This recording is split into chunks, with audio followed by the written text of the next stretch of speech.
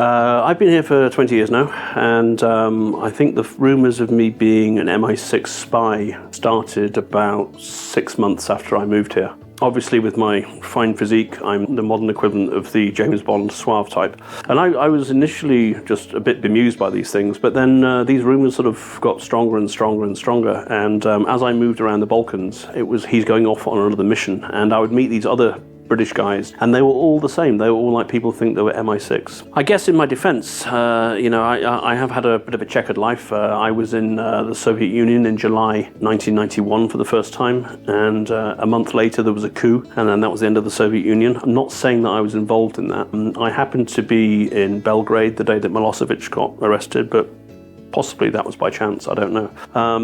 But the day that I thought it was really, really funny was when I was supposed to be on the Radio Split, talking about tourism in Yeltsin. And an hour before, I was told I wasn't allowed to be on the show. And I got quite upset by this. I ended up going to see the mayor of Yeltsin, demanding to know why I wasn't on the show. I assumed somebody in Yeltsin had given the signal that I shouldn't be on, because I was going to be critical. And I was in his office for about 45 minutes, and I kept asking him questions, and he kept defending himself. And eventually, he came out and admitted that actually he had made the phone call, and that's why I wasn't on there. And I said, okay, that's all I need to know. And he said, but man, your line of questioning, you've had some professional training.